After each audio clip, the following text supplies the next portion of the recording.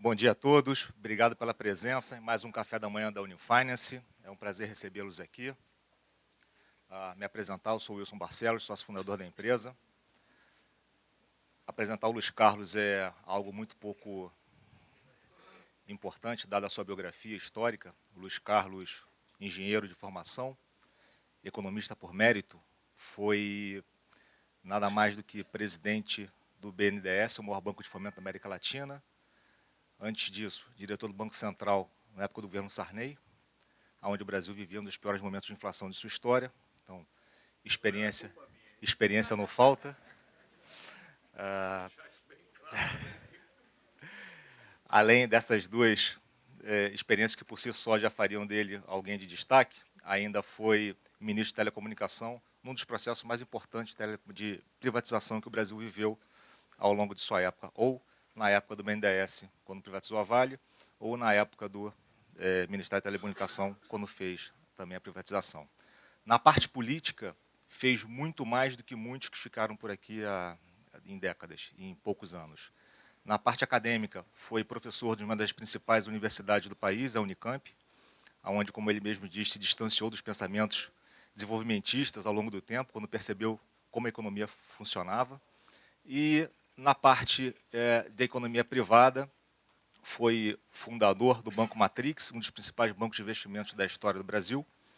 Também foi sócio fundador da Quest, hoje recentemente vendida para um grupo italiano chamado Azimuth. Luiz Carlos, muito obrigado mais uma vez. Ao longo dos últimos 5 anos, tive o prazer de dividir o painel com o Luiz Carlos, ou reuniões com o Luiz Carlos, e uma das coisas que eu aprendi é que falar muito pouco, ou não falar quase nada, para deixar ele falar. Dessa vez eu vou fazer um pouco diferente, dado que estamos aqui falando um pouco também sobre a empresa, sobre a Unifinance. Vou pedir 10, 15 minutos de vocês para fazer uma rápida apresentação de quem é a empresa, antes de passar a palavra para o Luiz Carlos para falar sobre os ajustes econômicos, que é a parte fácil do evento, né, LC? Bem, o que a gente procurou fazer foi linkar um pouco do que é a empresa em relação ao que ele vai falar no futuro. Ajuste econômico significa mudança. Mudança significa que a gente vai querer fazer mudança de alguma forma, principalmente nos nossos investimentos. Quando criamos a Unifinance há 8 anos atrás, 8 anos e meio, em 2006, nós começamos essa empresa com R$1 bilhão. Hoje a empresa tem 800 milhões de reais sobre produtos distribuídos, sendo que 260 clientes são pessoas físicas e 40 pessoas jurídicas. Sem exceção, todos os clientes que aqui estão procuram produtos de valores agregados. De que forma? São aqueles fundos com maior risco, maior volatilidade e que, no longo prazo, provém resultados melhores que a formação de poupança de todos os investidores. A Unifinance é dividida em 2 grupos. O grupo principal, a parte principal, o que é o grande nosso DNA, a nossa diferença, é a Unifinance Advisor. A Unifinance Advisor ela é responsável por, dentro dos 14 a 15 mil fundos que existem na indústria brasileira, selecionar aqueles melhores gestores, os melhores assets, para fomentar para os clientes as maiores boutiques de investimentos do Brasil e, através dessas boutiques, prover, através do perfil de risco de cada um dos investidores, o melhor portfólio possível, adequado àquela demanda individual de cada um. É importante ressaltar que, antes de se fazer um investimento, é fundamental entender a necessidade de cada cliente. E a necessidade de cada cliente vem através do seu perfil de risco. O perfil de risco conservador ou agressivo, ou alguma coisa no meio do caminho, é o que vai definir quais são os fundos que foram selecionados pela consultoria, dentro dos 14 a 15 mil fundos. Hoje a gente investe prioritariamente em 25 a 30 fundos, que é uma mega seleção, é um funil onde muitos são excluídos, mas esses fundos a gente entende que são os mais importantes, os que mais fazem sentido para a carteira do nosso cliente no final. Assim como vocês, nós da Unifinance somos iguais. A diferença é que a gente faz isso por mais vezes e talvez a gente tenha um conceito, uma visão um pouquinho mais aprofundada do que é investimento.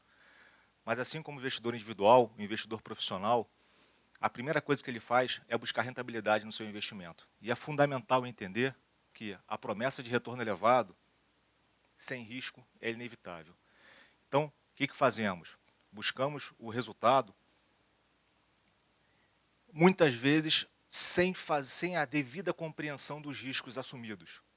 E procuramos evitar a todo modo, de qualquer forma ou a todo momento, a volatilidade que esses produtos mais rentáveis incorrem. É fundamental entender que, quando você está superando o CDI, você está correndo mais risco. Para correr mais risco, tem que entender o risco que você está correndo, e o risco ele é, muitas das vezes, medido pela volatilidade. Alguns de nossos amigos, até a gente mesmo, procura, através de volatilidade diferenciada, através de correlações diferentes, minimizar a correlação na carteira. Ok, faz sentido, é importante, mas isso não elimina risco. Baixa volatilidade não é baixo risco. Tem um exemplo de crédito, exemplo de vários fundos de investimentos no Brasil e no exterior, que ao longo da vida tiveram um processo de ruptura e perderam grande parte do seu capital. Fundamental aqui é investimento de longo prazo. Uma coisa que a gente evita de toda forma é o crédito, porque a gente não sabe fazer, e a alavancagem excessiva, porque a gente já viu em vários cases, em vários cenários, esses fundos tendo grandes problemas. Modelo de risco, que todo mundo gosta de comprar um software para entender que, bem, agora eu não tenho risco, também pode trazer uma falsa sensação de conforto, e a gente recomenda que entenda as premissas do fundo, entenda o que você está adquirindo e não só as medidas estocásticas. Para o sucesso do investimento, é necessário 3 estratégias, ou 3 segmentos. Primeiro, objetivo. Entender o que você quer. Qual é o objetivo do seu investimento? Segundo, definir qual a estratégia que você vai adquirir para atingir aquele objetivo. E talvez o mais difícil de todos, que é a disciplina. Ora, gastamos horas, dias, meses, sei lá quanto tempo, definindo qual a estratégia, qual o objetivo, o que a gente vai fazer. Em minutos, você vê o mercado subir, o mercado cair, e você acha que você teve um insight naquele momento e decidiu desfazer tudo aquilo que você fez. Essa é a parte da indisciplina que é pautada em todos nós, é da nossa essência, e a gente procura passar para todo mundo que aquilo que a gente acredita muito, que não existe uma forma única de gerir um portfólio, cada um tem o seu perfil, cada um tem a sua necessidade, mas é fundamental entender o que nós queremos para médio e longo prazo. Market time, o que a gente vai ver nos próximos 5 minutos, é uma das questões mais vivas dentro de nós. A gente precisa fazer alguma coisa a cada momento. Muitas vezes não fazer nada é fazer alguma coisa. Mas toda vez que a gente encontra o risco no caminho, a gente tem a necessidade de estopar ou de aumentar a posição ou mudar de direção, fazendo com que todo o nosso estudo no passado muitas vezes vá para outra direção. Aqui é rapidamente o exemplo de um dos fundos mais rentáveis da indústria de todos os tempos. Esse fundo, nos últimos 18 anos, obteve o retorno de 11.386%, que vale 801% do CDI. Bem, para aquele cliente que gostava de fazer um processo de market time, eu vou entender que eu vou saber entrar e sair na melhor hora, e perdeu apenas a primeira maior cota, ele deixou de ter um retorno dos 11 mil, ele deixou de ter quase 1000% de retorno em 18 anos. Caiu para 10.447. Dado estatístico, é exatamente isso. Na medida que você vai fazendo mais e mais operações de market time, o risco de correr em deixar de ganhar, ele é muito grande. A única coisa que você tem certeza que você ganha com market time é custo. E no longo prazo, custo de trade, de transações no Brasil pode ser muito caro. Não só o custo de corretagem, mas o custo do spread. Quando você está comprando um ativo, você compra 14, e compra 14,10, e compra 14,15, 20, 30, na média você comprou 14,30, 40. Quando você vai vender, você vende a 14,50, 30, 40, 30, vai vender esse spread, esse ativo, a 14,5. Além do custo de corretagem, tem um custo de spread que é muito alto no Brasil. Um vencedor do Prêmio Nobel, sempre bom colar de quem é mais inteligente, isso que a gente faz com o Luiz Carlos sempre, fez uma análise sobre esse operador que ficava, esse investidor que ficava loucamente no mercado de trading, no mercado de market time, tentando acertar o momento de entrada, o momento de saída, e perguntaram para eles, ou para eles no caso, dessa média, por que eles estavam fazendo isso e qual era a sensação de que eles tinham quando compravam e quando vendiam. Bem, relato da maioria deles é, eu estou eliminando meu risco. Bem, Paul Samuelson fez um estudo e mostrou que esses investidores, na média, 60% das vezes estavam comprados em bolsa e 40% das vezes estavam comprados em bonds. Não existe essa percepção da eliminação do risco. Quantitativamente, você está sempre alocado em bolsa. O que você está fazendo é aumentando o teu custo. Esse estudo, premiado pela academia, ratifica aquilo que o nosso vencedor, com o nosso prêmio Nobel, disse no passado. Ele fez um estudo, o Brisson fez um estudo sobre uma década de investimento dos principais fundos de pensão nos Estados Unidos e tentou identificar aonde estava o ganho desse investimento. Bem, esse estudo premiado disse, em 2 ocasiões, que o resultado final de uma alocação bem-sucedida, 91,5% era na definição dos investimentos. Ou seja, o sucesso do investimento era traçado pelo objetivo que ele teve, pela estratégia que foi criada e pela disciplina de manter ou não aquele ativo, mas dentro de uma estratégia específica. Não estou inventando a roda, foi tudo pesquisa de vários pesquisadores muito bem pautados que fizeram essa análise para a gente. Por fim, chegando ao fim da minha apresentação, antes de passar para o Luiz Carlos, tem os casos mais recentes, os casos mais clássicos daquele operador que muitas vezes fazia o market time. E esses dados são bem interessantes. The Economist fez um estudo no triênio de 96 a 99 e no triênio de 99 a 2000. O que ele fez nesse momento? Pegou os 10 fundos mais rentáveis da indústria americana de 96 a 99. No total, foram computados 850 fundos naquela época. Os fundos de 99 a 2002, que foram no triênio subsequente ao triênio analisado, nenhum deles ficou sequer entre os 750 fundos mais rentáveis. Ou seja, ficou entre os 100 piores. O que mudou nessa questão? Muitas das vezes, quem olhou para o track record do que estava fazendo, de como que estava fazendo o investimento, olhou, vou investir nisso, está rendendo mais. No triênio seguinte foi o pior. O que mudou na economia? No primeiro triênio a gente teve um bull market, onde o Nasdaq subiu 351%, e no triênio subsequente você teve a crise do Nasdaq, onde o Nasdaq caiu 73%. Provavelmente eram fundos de beta e não fundos de geração de valor. Esse fundo, ok, faz parte para muito portfólio, mas não é aquilo que a gente procura direcionar para investimentos de longo prazo. Não foi um caso isolado, a gente já passaria a tarde inteira falando de vários casos, trouxe só mais alguns para vocês. Um estudo recente, não recente, mas um estudo da Journal of Finance mostrou 2 décadas, prazos mais dilatados. E nessas 2 décadas, de 70 e 80 quanto 80 e 90, a gente percebe que apenas 3 fundos dos mais rentáveis da década de 70 e 80 permanecem na década de 80 e 90. Eu fiz essa apresentação centenas de vezes usando esse mesmo exemplo, desde a época que eu era do Opportunity. Esse exemplo nunca consegue sair das nossas apresentações, porque ele diz muita coisa. Quando você pega a média dos primeiros 20 fundos, você pega a média da primeira década dos 20 fundos, a rentabilidade dele, em geral, foi de 2 vezes o benchmark, tanto a média dos fundos quanto o S&P, que está aqui em verde. Na década seguinte, só 3 fundos permaneceram entre os 25 mais rentáveis. Mas quando você pega a média desses 20 fundos, nenhum deles superou, quer dizer, essa média não superou nenhum dos benchmarks, nem a média de todos os fundos ou a média do S&P. Consistência é fator decisivo para a formação de capital. Ninguém aqui está investindo para 1 ano, ninguém aqui está investindo para 5 anos. Estamos investindo aqui para a nossa aposentadoria.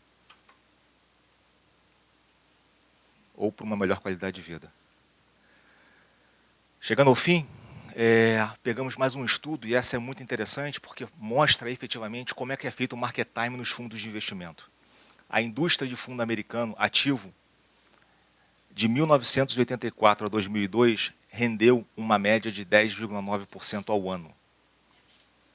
A Economist fez um apanhado desses investidores para entender o quanto que esses investidores ganhavam desses 10,9% que foi obtido pelos fundos no ano. Para surpresa de todos, e foi um grande debate na época, os investidores desses fundos que renderam 10,9% só obtiveram um retorno de 2,7%. Mais uma vez, o sinal de que o market time que eles faziam estou comprando na alta, vou vender na baixa.